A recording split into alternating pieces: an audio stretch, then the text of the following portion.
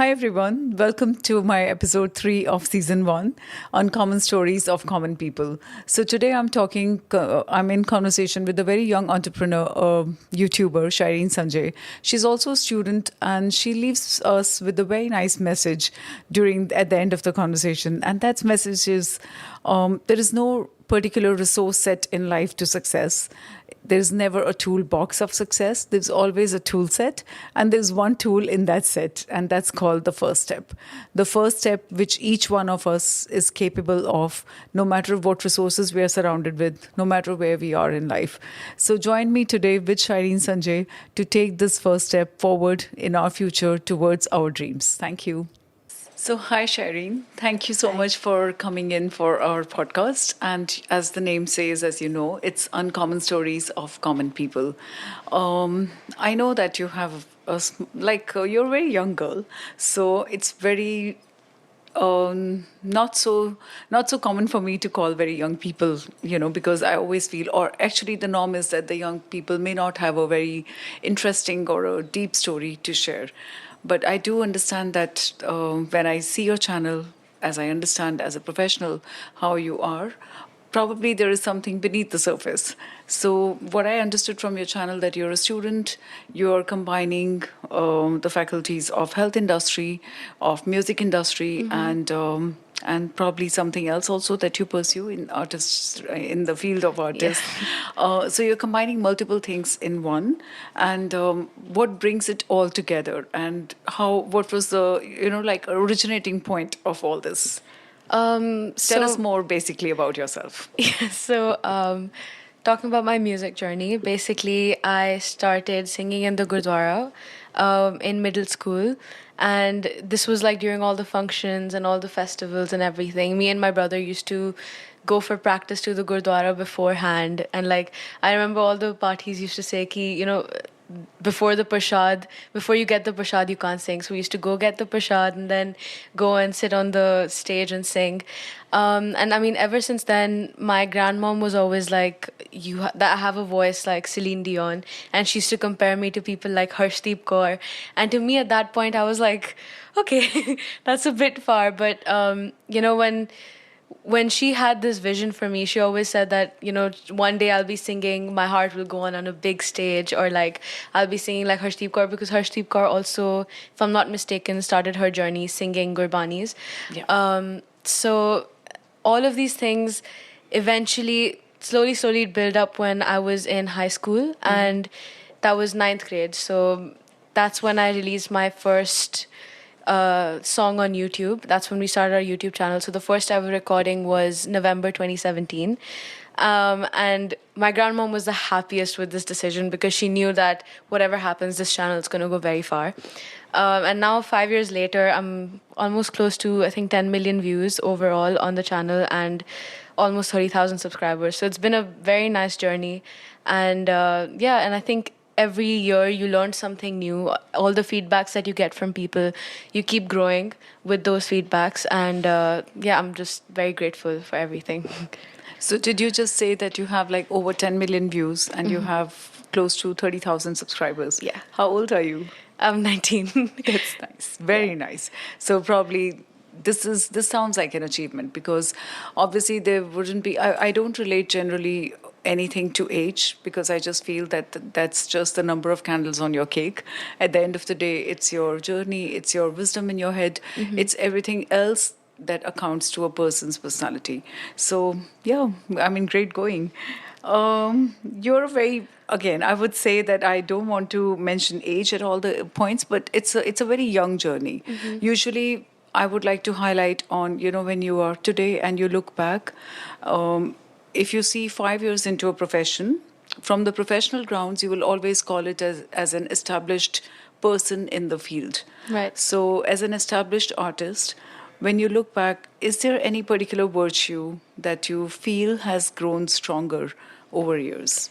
From the time that I started, like in 9th grade, releasing the first song and maybe not even seeing like 5 subscribers, 10 subscribers. We used to celebrate every small milestone, including me, my mom, and my brother. we used to be like, oh, 100 subscribers, we cut a cake. When it reaches 1K, we cut a cake. When it's 5K, we cut a cake. So I remember celebrating these small, small milestones. And I feel like over time, it just teaches you to be patient in life, because whatever has to come for you, it'll come. You don't have to go running for it. And when I started the channel, I wasn't thinking that, oh, one day I'm going to be working in, whatever big studio or whatever. But everything comes at its own time. And especially when you're working in this field, I feel like since it's creative, every individual artist has their own take on creativity. Yes. So every person would have their own version of creativity, and everyone has their own, making their own style. And you learn to start to respect that. Like, you learn to be in harmony with each other. So in my perspective, just in my humble opinion, like when I release songs or when I'm recording covers, I'm not thinking that, oh, I'm going to do a better version of this. I'm thinking that I'm paying a tribute to whichever artist has done this recording in the first place. So, and then, when people start to see your perspective in the same way, when the audience realizes that, she's trying to be her own self in the music that she's creating, that's when it strikes. And that's one of the biggest things that I've learned in the past years. Because, I mean, in the beginning, you're recording a song, it's fun. You get your classmates, because those were your subscribers in the beginning, your classmates, your teachers. So they'd obviously cheer you on no matter what. But then when other people start to see you, they give their feedback. They say that, oh, because I remember I used to record videos and I used to be acting as if it's a movie. So I'd be moving my hands a lot. I'd be doing a lot of extra stuff. And a lot of people told me that when you move too much, people are not focused on your voice. So then these tiny, tiny feedbacks, and then you change the way you do your videos. You change the way you are performing. It's a performance at the end of the day. So all of this over time, it's a process. And I feel like to be a part of it is just another feeling. I like the way that you said, I really love the way that you portrayed that I'm paying a tribute when I'm doing a cover. Yeah, it's a beautiful way of saying, and it's also very nice to hear from a very young head that I'm not trying to sabotage somebody's creativity. I'm not saying that I'm creating a better version of yours. I'm just giving my outlook towards your creativity. Of course. So that's very nice to hear. But is there anything about the industry, like these are all the bright spots, right? But there isn't any career in the world which does not come with the lows. So do you think this particular field of music also has a low, or is it always the high? No, of course, everything has its ups and downs. And I feel like in this industry, when you become a part of it at a later stage, so I only came into the industry per se in 2017. But of course, there are bigger companies, there are more established labels who have been there for a longer time. So they know the industry, they have the resources to create something magical that we listen to now. Yeah. So, of course, when you create a more smaller, tinier version, like a cover version of this, it may not be as appreciated as the original. Mm-hmm. So there are times when you might, get copyright strikes, or the song might get taken down, or something of that sort. And when that happens, you just have to, I feel like it's a... Did it happen to you? Of course. Yeah. I think it happens to every artist, and it's very normal. So when you say taken down, means it's like gone from where? From your YouTube, or from where does it go? Other platforms, like you upload it to distributors like Spotify or TikTok or Instagram, just for, because those are the platforms nowadays that get a lot of reach. Right. So when you upload it to these places, and of course it's not your own song, there are people who've done it before, so it may get taken down, depending on the amount of people that like it. So if more people like it, then it gives less importance to the original. That is what happens. So it becomes like a challenging, not per se challenging. but That's not the intention, but it becomes like a challenge, as if your song is doing better than theirs. Okay, so got you. Something like that. And I think when that happens, I wouldn't call it a block. It's more like for me, it was a motivation to start doing original songs. So like when you have this it's not a block, just like a small obstacle in the way that, like, when I posted it and I couldn't post anymore, for a second I was like, why is this happening? Like, if this was really meant to be, if we've already come so far, why is it coming up now? Like, why can I not post it? Why are people being so mean? These are thoughts that come to your head. Like, why are they taking it down? I put so much effort, blah, blah, blah. But then I feel like you always have to realize that there's a bigger picture. And when I mean, my mom didn't even know she could write lyrics until this obstacle came through. So when this happened and we went to my mentor, Mr. Srijit, when we went to him and we said, I don't know what to do anymore. So we decided, let's go for originals. And that day, I think when we came back, even my mom was stressed. She's like, I don't know what to do. And she came up with the lyrics overnight. So when things are meant to be, they just fall into place. And if there's an obstacle, you just have to not call it an obstacle. Instead, find another path to it. So Reroute your way so that you can still reach your goal at the end of the day, because that is the main purpose. There are going to be stops in the middle, but if you stop at those stops, you're just taking longer to get to your destination. That's all. Yeah. There's a very nice saying by Elif Shafak.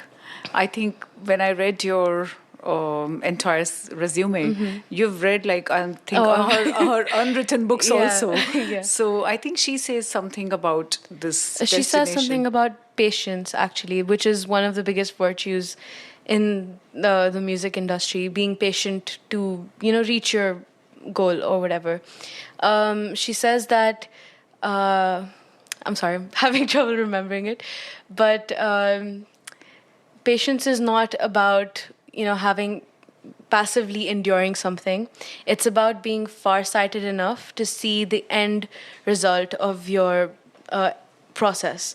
So seeing your final destination. And she also says, this book was actually from Rumi's quotes. That's what the book was all about. So she says that lovers of God, they never lose patience because they know that it takes time for a crescent moon to become full.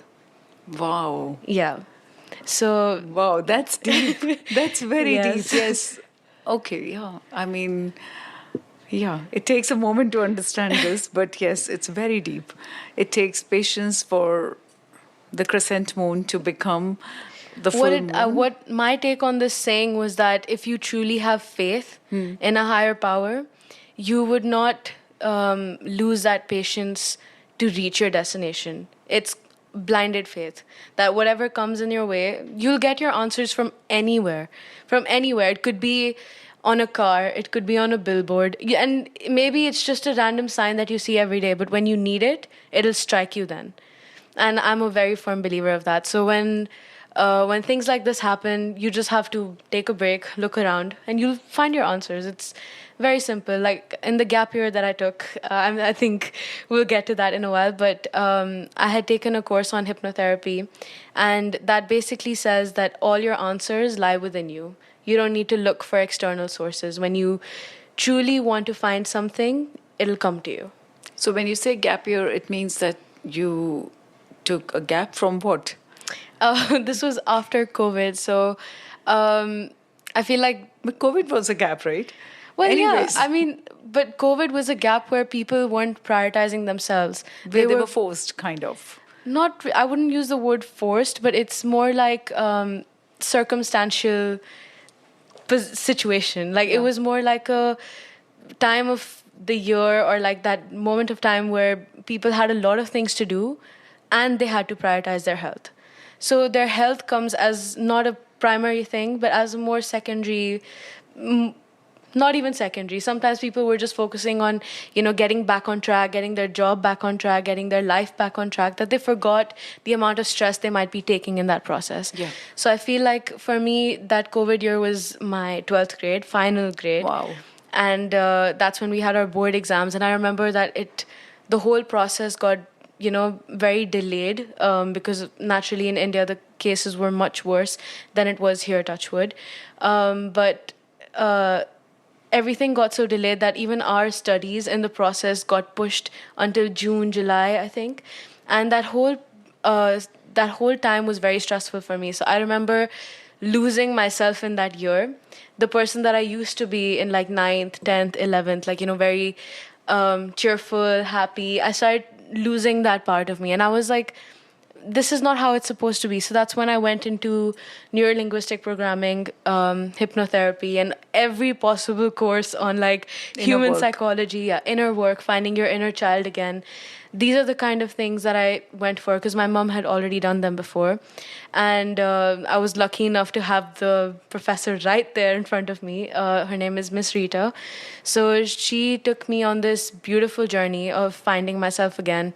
And I think in that whole year, I realized that the person that I used to be in 9th and 11th was very, out to get everything in a way that, like, if there's an invitation, I would go.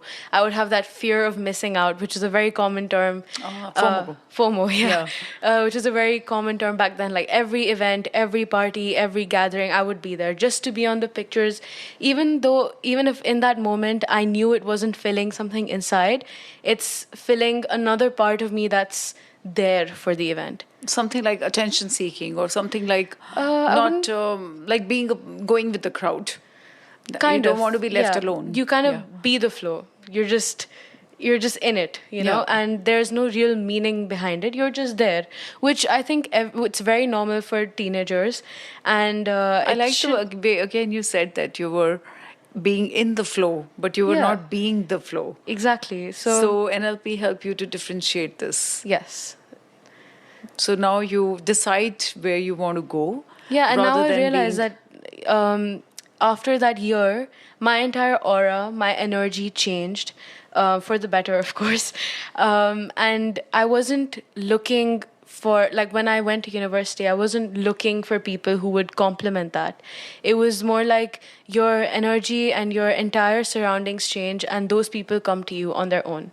So I didn't have to go to any gatherings to find people. I didn't have to go to parties. Instead, I was just in my room and people came to me. And I think that's a point where you should reach, where everyone should reach, because that's when you realize the real, importance of things around you. That's when you find genuine friendships. That's when you find genuine connections, lifelong. There's a very nice saying that when you're not looking for completion, that's when you get the people who complement you. Yeah. So you need to be surrounded by the people who complement your virtues rather than completing some emptiness of yours. Absolutely. So I mean, it's beautifully put up. So when it comes to unspoken parts of your personality, do you think that there is some language which is not a part of your original personality that gets spoken through music? Well, I do believe in love languages, actually, and one of my highest ones is acts of service. Okay. When I do things for people, it makes me feel happy. And like spending quality time is a huge thing for me. Receiving words of affirmation is a huge thing for me. So when I am in the studio, me doing my work, and the songs that are sang, if you've noticed, are very they're very sentimental in a way that they really touch your soul. Like the They lyrics connect to some emotion. Yeah, they connect to an emotion within you. Okay. So for me, when I sing that song, it's more like affirming myself. It's words of affirmation that I give myself. So any song that you sing, I usually tend to find a deeper meaning, and I realize that I usually record in the nighttime. So my mind is anyway in a very high spiritual, mindset, Space, in a very spiritual space. So when I sing the song, I feel like I connect to a different energy whatsoever, like a whole different energy. And so that's me giving myself that words of affirmation, and giving that same energy to people or the audience is my acts of service. So when I'm able to give them something that, and the feedback that I get is usually that your voice touches our soul, or like we feel good listening to it, or my kids go to sleep with your gurbanis. Like these are the things that I hear, and it's Has just there been any specific compliment on your YouTube which you remember, which touched you? Like when you say that your voice touches people, and that's the feedback that you get. Has there been any specific comment from any of your listeners? I mean, of course, during COVID, there's a lot of people who lost their family members. And I know on one of the songs, Noor-e Khuda, which was actually an original of ours, I was just going through the comments the other day, and there are people who have actually said that they've heard this song over and over on repeat just to help them get through that pain of COVID. Wow. So I mean, when I'm reading those comments, it's a huge deal for me. And I feel like these things, it completes my entire purpose of, my being, which is like acts of service. And these things, I wouldn't really call them service. I feel like it's more like being there for each other in whatever way possible. So Beautiful. whoever you are supporting, it can be anyone, but you're still supporting a soul on the same planet. So, yeah. I'm, during any talks, I'm always talking, but I'm losing my words right now because this is intense. We started with music, this is going somewhere else. So I'm very impressed, very, very impressed with the way you're putting up things that we are all here for a purpose, and we all need to know that we are not alone. We are not secluded, not in our happiness, not in our sadness. We need to be there for each other. This is a planet where we need to share and care. It's just not Also about. being in your own path. Like you still follow your own life journey, but obviously you're not going to walk that path alone. You're going to meet people in the way. People are going to leave you in the way. But I think it all complements one another. Everyone learns from each other, and that's important. So. Important, and more than anything, you should be open to that learning. Absolutely, yeah. If you're not open, then that learning will just pass you, right? Yeah. Okay, so that's very deep now. Can I just ask you something lighter? What's your favorite holiday movie? Oh, Zindagi Na Milegi Dobara. It's about these three friends who go on a road trip. And I know the movie. okay. Well, yeah, it's just a whole movie based on like. How many times have you watched? I can recite the dialogues by heart. Ah, okay. So 100 times, more, maybe probably more. But yeah, it's Good. it talks about such like new experiences, new adventures, and the whole idea of the movie is just fun, and I love it. Anytime I could watch that movie. So apart from music, apart from your healthcare industry, what else are your hobbies? Do you do something else, or this is like enough? I think most of my hobbies are very artistically inclined.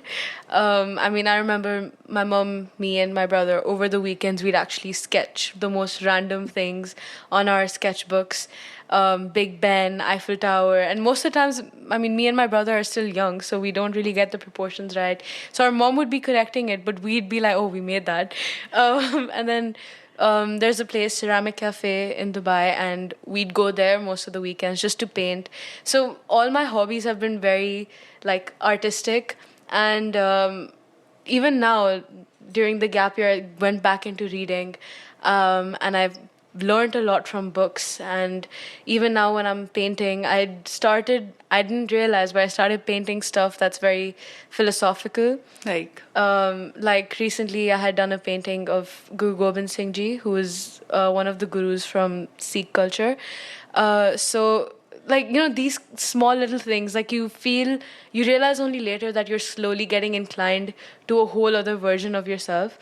So I remember going through my sketchbook and I saw pictures of like fashion designers, because I used to draw clothes, and then cars, and then animals, and then buildings, and then slowly went to different like Shiva.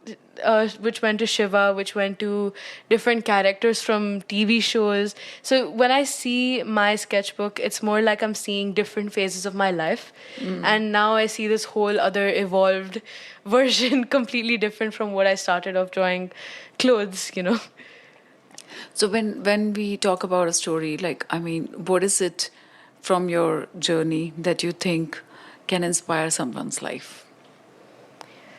That's a good. What is the good learning that you have from your own self? Probably it could be the family you come from, it could be the school you went to.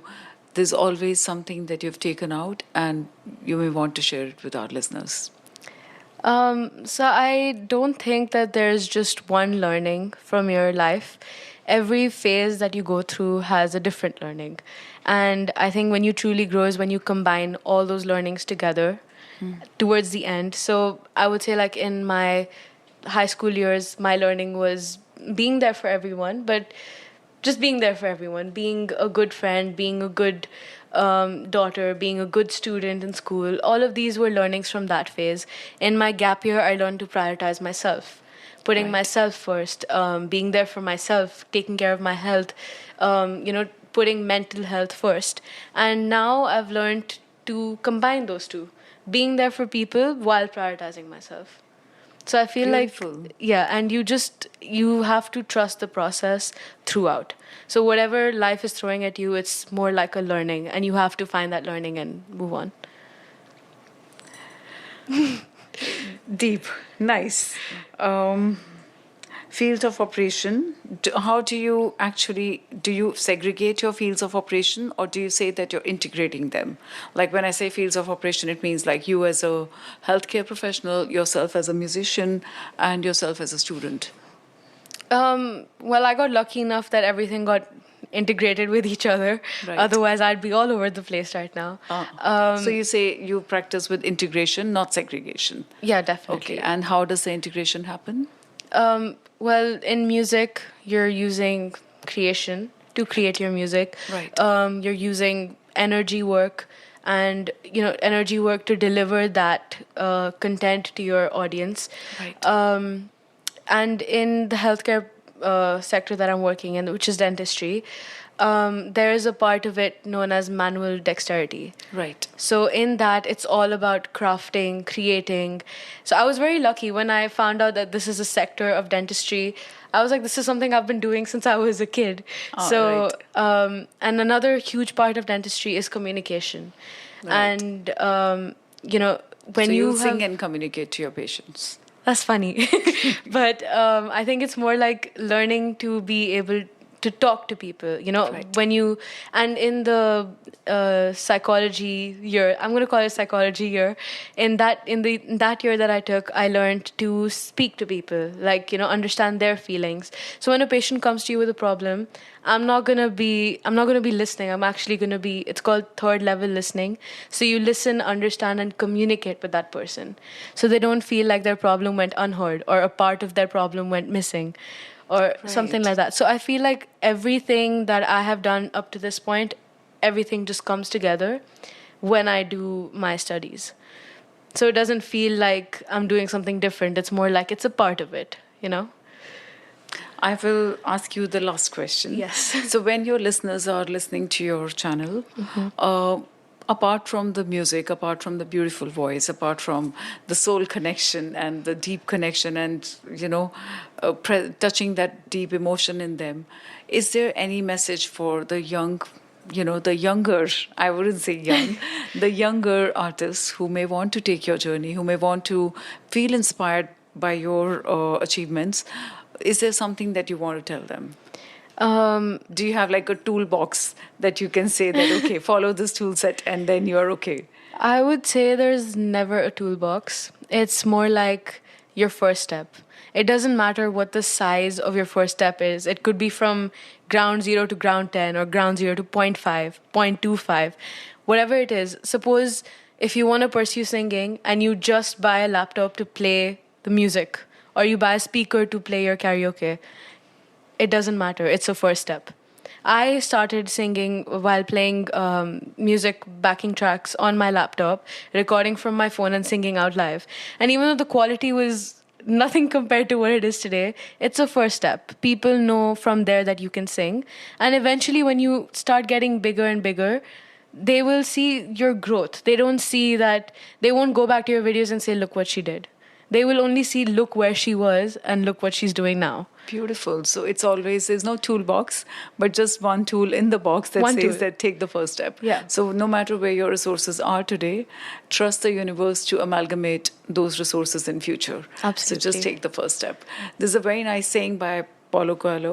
I'm a big reader. I read quite a lot. So he says in his book Alchemist that your journey in the unknown is always going to be unknown, but your first step is what you know. Don't Yeah. be reluctant of that first step. So nice sharing all this. Honestly, I did not feel during the whole conversation that I'm talking to a person almost lesser than half my age. So it's very interesting. I'm very impressed to see actually that the younger generation, they have so much exposures. They have so much. It's just what you expose yourself to. You need to be Absolutely. selective of where you pick your information, where you choose, what you choose. And I'm so glad to say that you've chosen well. Thank you. Good luck for everything, and you. thank you for being here. Thank you. Thank you, everyone, for watching, for listening, and I'm sure that everyone has taken the message as well. Keep subscribing, keep joining in, and when you have a story that can be a part of my Uncommon Stories, please do write to me on my email and write to us on our channel so that we can contact you back. Thank you.